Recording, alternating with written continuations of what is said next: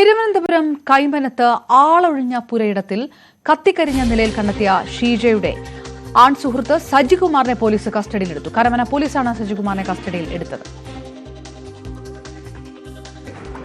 Police വളരെ കഷ്ടമായ നിലപാടെടുത്ത് അന്വേഷണം ആരംഭിച്ചിട്ടുണ്ട്. ഇന്നലെ രാത്രി 10 മണിക്ക് സംഭവം അറിഞ്ഞ ഉടനെ തന്നെ പോലീസ് സംഭവ സ്ഥലത്തെത്തി കേസ് രജിസ്റ്റർ ചെയ്തിട്ടുണ്ട്.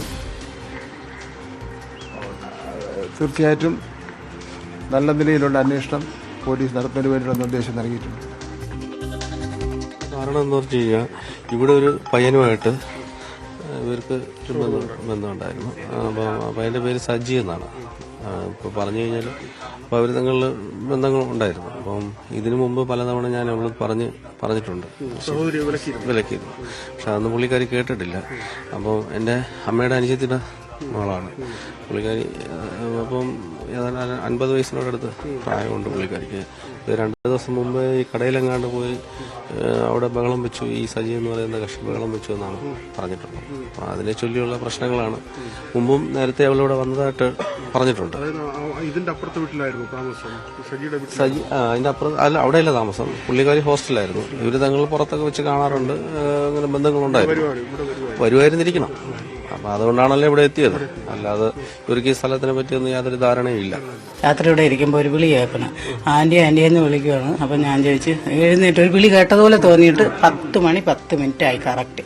അപ്പൊ ഞാൻ എഴുന്നേറ്റ് വന്ന് ഈ കഥവും തുറന്നു. നേരത്തെ എല്ലായിടവും അങ്ങ് അടയ്ക്കും. നമ്മൾ വാടാക്കാരാണ്, 2 വർഷം കൊണ്ട് ഇവിടെ വാടാക്കാണ്. അപ്പൊ വന്ന് ഈ കഥവും തുറന്നു. അതും തോന്നുമ്പോൾ ആന്റി അവിടെ ഒരു തീ കത്തുവാണെന്ന് പറഞ്ഞു. അപ്പുറത്തെ പയ്യനും ആ അമ്മയും കൂടെ വന്നു പറഞ്ഞു തീ കത്തുവാണ്. അപ്പൊ ഇങ്ങനെ തിരിഞ്ഞു നോക്കിയപ്പോൾ തീ നന്നായി നിന്ന് കത്തുന്നു. അപ്പൊ ആ പയ്യ ഓടിച്ചെന്ന് മതിലിൽ കൂടെ ഇങ്ങനെ നോക്കിയിട്ട് ആന്റി ഒരു സ്ത്രീ നിന്ന് കത്തുവാണെന്ന് പറഞ്ഞു. ഞാൻ പറഞ്ഞു പോലീസിനെ വിളിക്ക്, റെസിഡൻസിൽ അറിയിക്കാന്ന് പറഞ്ഞു. ഇത്രയും പറഞ്ഞു.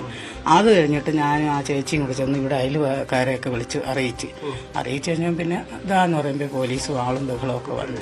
അതിനുശേഷം പിന്നെ ഒന്നും പോലീസ് ഓഫീസർമാർ വന്ന് എന്നോട് കാര്യങ്ങൾ ചോദിച്ചു, ഇതുപോലെ പറഞ്ഞു. ഇത്രയേ ഉള്ളൂ. ഇയാളെ വിശദമായി ചോദ്യം ചെയ്യാനാണ് തീരുമാനം. മരണത്തിലെ ദുരൂഹത പരിശോധിക്കുമെന്ന് കരമന SHO അനൂപ് പറഞ്ഞു. വി വിനോദ് വിവരങ്ങളുമായി ചേരുന്നു. ഏത് തരത്തിൽ ആണ് അന്വേഷണം നടക്കുന്നത്? എന്തായാലും സജികുമാറിന്റെ പങ്ക് വ്യക്തമാകുന്നു ഈ പലരുടെയും പ്രതികരണങ്ങളിലൂടെ, അല്ലെങ്കിൽ ഈ സാഹചര്യ തെളിവുകളിലൂടെ എന്നാണോ പോലീസിന്റെ ഒരു വിലയിരുത്തൽ? അപർണ, ഇത് ആത്മഹത്യ എന്നൊരു പ്രാഥമിക നിഗമനം തന്നെയാണുള്ളത്. കാരണം വീട്ടിൽ നിന്ന് അകന്നു കഴിയുകയായിരുന്നു ഷീജ.